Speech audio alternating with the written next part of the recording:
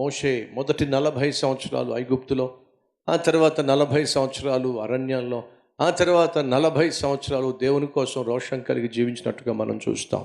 40 పరిపూర్ణతకు సూచన. సంగమా విను, ఇశ్రాయేలీయులు మళ్ళా దేవుని దృష్టిలో పాపం చేసినప్పుడు ఆయన ఏం చేశాడో తెలుసా? సంపూర్ణంగా శిక్షించాడు.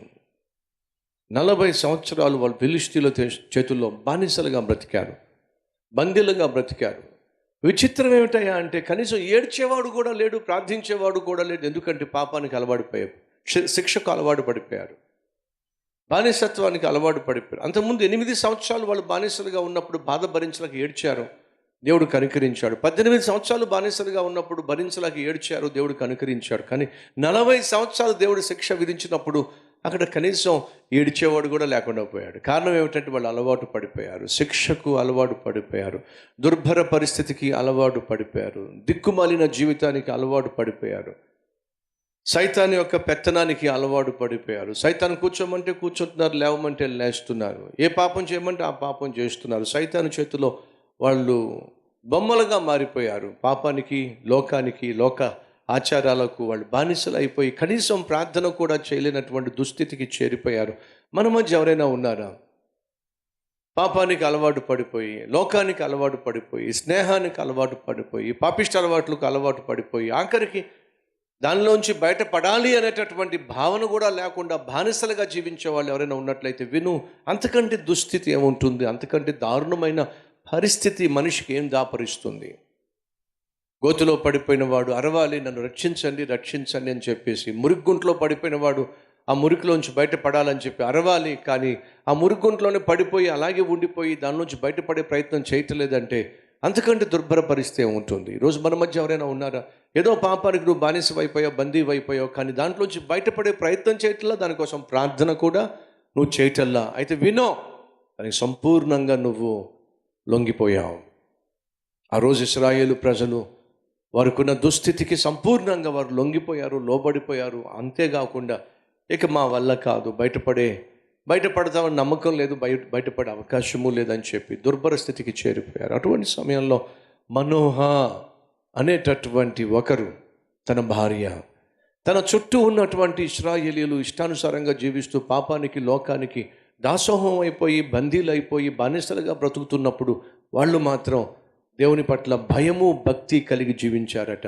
సహోదరులు, మన చుట్టూ ఉన్నటువంటి వాళ్ళు దేవునికి వ్యతిరేకంగా జీవించవచ్చు, లోకానుసారంగా జీవించవచ్చు, పాపానికి బానిసలుగా, బందీలుగా జీవించవచ్చు. అన్నంత మాత్రాన నువ్వు కూడా వాళ్ళతో పాటు తిరగాల్సిన అవసరం లేదు, తాగాల్సిన అవసరం లేదు, తందనాలు ఆడాల్సిన అవసరం లేదు, వాళ్ళతో పాటు నీ జీవితాన్ని నాశనం చేసుకోవాల్సిన అవసరం లేదు. ఆ రోజు మనోహ అనే ఒకడు తన భార్య పాపిష్టి మనుషుల మధ్య, పాపిష్టి జనం మధ్య, సమాజం మధ్య దేవుణ్ణి సేవించాలి, దేవుని కోసం జీవించాలి, దేవుని బిడ్డలుగా బ్రతకాలి, వెలుగు సంబంధులుగా జీవించాలి అని ఒక కుటుంబం తీర్మానం తీసుకుంది. ఆ ఒక్క కుటుంబం తీసుకున్న తీర్మానాన్ని బట్టి దేవుడు ఏం చేశాడో తెలుసా? ఆ ఒక్క కుటుంబంలో నుండి ఒక అద్భుతమైనటువంటి, బలమైనటువంటి న్యాయాధిపతిని లోకానికి అందించాలి, ప్రాముఖ్యంగా ఇశ్రాయేలీయులకు అందించాలి అని చెప్పి వారిద్దరిని దర్శించాడు. వాళ్ళిద్దరూ కూడా బానిసలుగా బ్రతుకుతున్న ఇశ్రాయేలీయుల మధ్య, ఫిలిష్తీయుల యొక్క బానిసత్వానికి అలవాటు పడిపోయి బందీలుగా జీవిస్తున్నటువంటి సమాజం మధ్య ఆత్మీయులుగా జీవించారు. అమ్మా, నీ ఇంట్లో వాళ్ళు, నీ బంధువులు, నీ స్నేహితులు, అయ్యా వింటున్నావా? నీ చుట్టూ ఉన్నవాళ్ళు, నీ కులంలో ఉన్నవాళ్ళు, నీ మతంలో ఉన్నవాళ్ళు, నీ ప్రాంతంలో ఉన్నవాళ్ళు, మీ వంశంలో ఉన్నవాళ్ళు, మీ బంధువులు ఒకవేళ ఇష్టానుసారంగా జీవిస్తున్నారా? అన్నంత మాత్రాన నువ్వు కూడా వాళ్ళతో పాటు ఇష్టానుసారంగా జీవించాల్సిన అవసరం లేదు. దేవుడిని నువ్వు తెలుసుకున్నట్లయితే, దేవుడు నీ హృదయంలో ఉన్నట్లయితే నువ్వు ప్రత్యేకంగా జీవించు. బహుశా నీ వంశంలో దేవుడు నిన్ను ఏర్పరచుకున్న కారణము నీ ద్వారా నీ వంశాన్ని ఉద్ధరించాలని దేవుడు ఆశపడుతున్నాడేమో. నీ కుటుంబంలో ఎవ్వరూ దేవుణ్ణి ఎరిగి ఉండకపోవచ్చు, రక్షించబడి ఉండకపోవచ్చు, కానీ దేవుడు నిన్ను ఏర్పరచుకున్న కారణం ఏమిటంటే నీ ద్వారా దేవుడు నీ కుటుంబాన్ని, నీ బంధువులను రక్షించాలని ఆశపడుతున్నాడేమో. అందుకోసమే దేవుడు నీకు మొదటిగా తన కృపను చూపించాడు. ఒకసారి అర్థం చేసుకో. మనోహ భార్య ఆత్మీయతను కాపాడుకున్న పుణ్యానికి వారికి ఒక 12 బిడ్డనిచ్చాడు. ఆ 12 బిడ్డ పేరే సంసోను.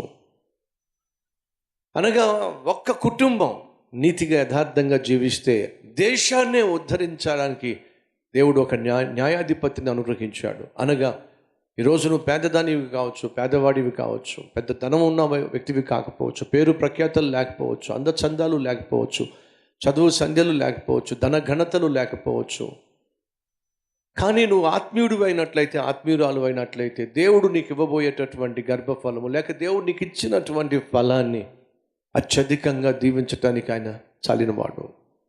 చూడండి, మనోహ భార్య పేరు కూడా మెన్షన్ చేయబడలా, అయినా సరే ఆ కుటుంబాన్ని దేవుడు ఏర్పరచుకున్నాడు. ఆ కుటుంబంలో నుండి సంసోను అనేటటువంటి మహా బలాఢ్యుణ్ణి దేవుడు వారికి బహుమానంగా ఇచ్చాడు.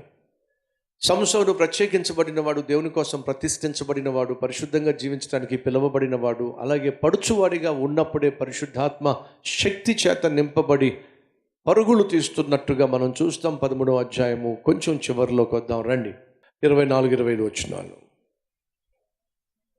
తరువాత ఆ స్త్రీ కుమారుని కని అతనికి సంసోను అని పేరు పెట్టెను. ఆ బాలుడు ఎదిగినప్పుడు యెహోవా అతనిని ఆశీర్వదించెను.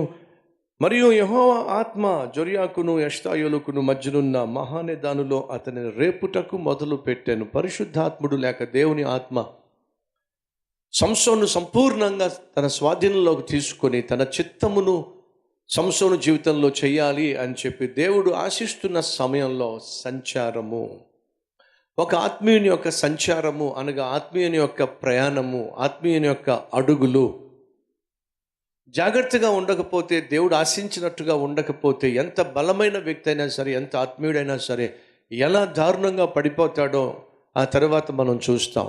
పడుచువానిగా ఉన్నప్పుడు దేవుని ఆత్మ పడుచువాడైనటువంటి సంసోనును సంపూర్ణంగా స్వాధీనపరుచుకొని నడిపించాలని చెప్పి ఆశిస్తున్నప్పుడు సంసోను సుమారు 20 సంవత్సరాల వయసులో, ఎగ్జాక్ట్గా ఎంత వయసో మనకు తెలియదు కానీ సుమారు 20 సంవత్సరాల వయసులో, కొంతమంది బైబిల్ పండితులు అంటారు సంసోను సుమారు 40 సంవత్సరాల వయసులోనే తన ప్రాణాన్ని పోగొట్టుకున్నాడు. ఎన్ని సంవత్సరాల వయసులో చెప్తారా కాస్త?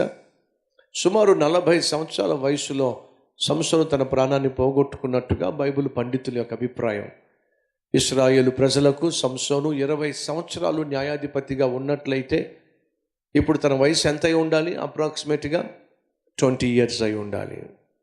20 సంవత్సరాల పడుచువాడండి, ప్రత్యేకించబడిన వాడండి, ప్రభు కోసం వాడబడవలసిన వాడండి, ప్రతిష్ఠించబడిన వాడండి, పైపెచ్చు దేవుని ఆత్మ కలిగిన వాడు, బహు బలాఢ్యుడు.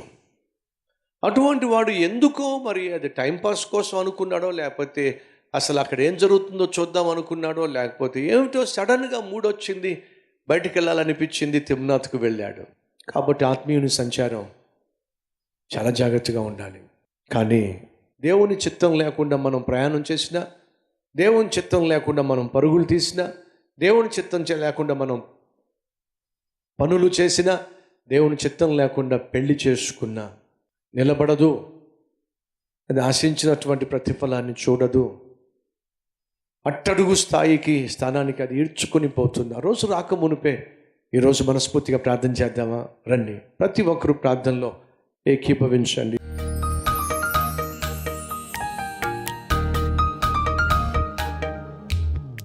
మహాపరిశుద్ధుడు అయిన మా ప్రియ పరలోకపు తండ్రి, నాయన పుట్టుకతో మా ప్రయాణం ప్రారంభమైంది, గిట్టుకతో నాయన ఈ ప్రయాణం ముగుస్తుంది.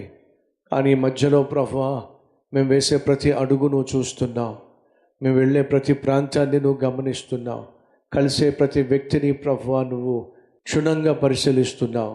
కాబట్టి అడుగుతున్నానయ్యా, నీకు ఇష్టం లేని అడుగు మేము వేయటానికి వీల్లేదు, నీకు ఇష్టం లేని పని చేయడానికి వీల్లేదు, నీకు ఇష్టం లేని ప్రయాణం మాకెప్పటికీ క్షేమం కాదు, నీకు ఇష్టం లేని వ్యక్తిని కలవడం మాకెప్పటికీ ఆశీర్వాదం కాదు. కాబట్టి నాయన నా జీవితంలో, మా జీవితంలో, నాయన ప్రార్థన చేసేవారందరి జీవితంలో ప్రభువా నీ చిత్తమే జరగాలి. యేసుక్రీస్తు నామం పేరట వేడుకుంటున్నాం తండ్రి, ఆమేన్.